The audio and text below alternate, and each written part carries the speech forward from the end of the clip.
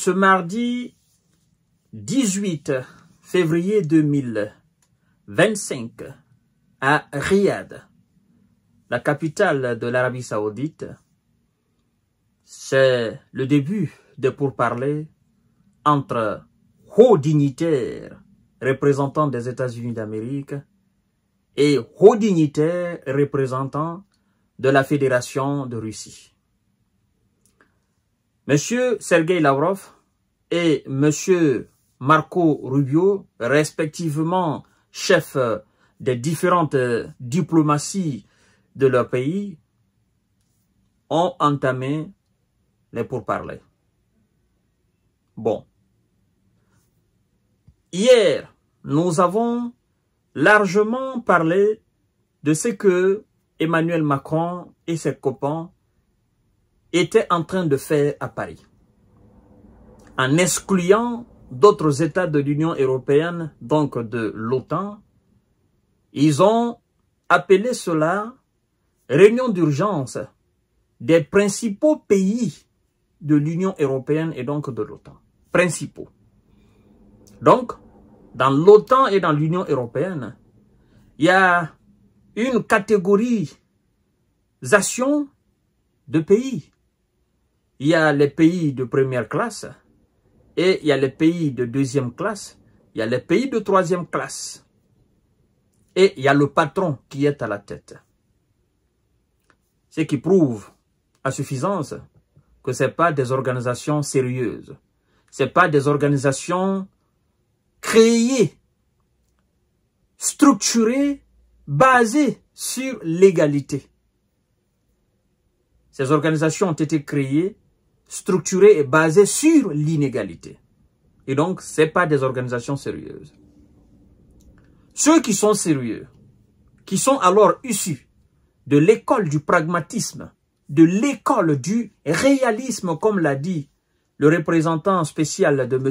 Donald Trump dans le dossier russo-américain sur le territoire ukrainien, ce sont eux qui se retrouvent aujourd'hui en Arabie Saoudite et qui doivent débuter ce qui va certainement accoucher à un cessez-le-feu et beaucoup plus loin à une paix durable, même si nous ne sommes pas encore là.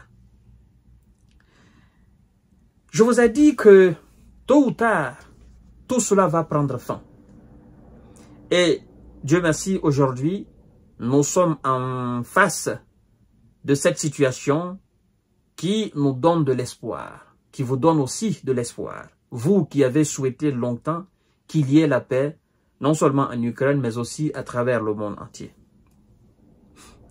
Début des pourparlers entre hauts responsables américains, russes et voilà, russes et américains à Riyad.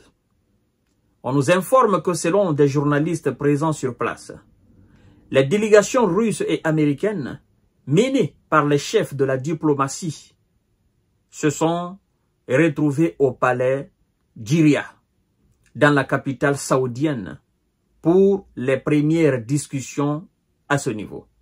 Et dans un tel format, depuis le début de l'opération spéciale militaire russe le 24 février 2022, c'est pour parler, disent-ils, vise à relancer les relations au plus bas depuis l'opération spéciale militaire en Ukraine. Fin de citation. C'est déjà un pas, un très grand pas, n'est-ce pas? Il faut toujours commencer quelque part. D'ailleurs, les relations russo-américaines sont en train de reprendre leur format effectivement habituel. Les relations russo-américaines. Parce que M. Biden et son administration avaient mis croix et avaient alors créé du déséquilibre dans le monde entier. Parce que croyez-moi, comme je l'ai toujours dit et je vais continuer à le réitérer, dans ce monde, sur notre planète Terre, avec les 200 et quelques pays dans le monde entier, près de 300, On ne peut régler aucune question majeure.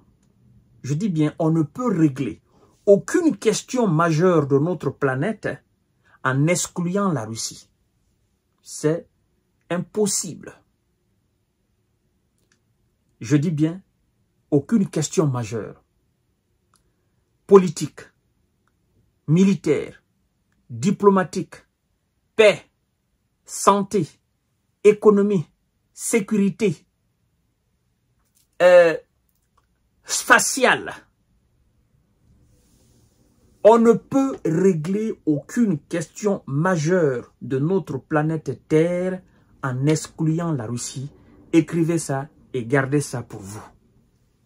Tous ceux qui vous diront qu'on peut le faire, ils ne maîtrisent absolument rien dans la géostratégie et la géopolitique. N'est-ce pas? Les pays les plus industrialisés de ce monde, plus de 50 et quelques, les États-Unis, la France, l'Allemagne, la Grande-Bretagne, le Japon, la Corée du Sud, la Belgique, la Hollande, l'Australie, le Canada, plus de 50 dans le monde, les plus industrialisés, les plus influents, dans une harmonie, ont tout fait pour exclure la Russie dans ce monde-là.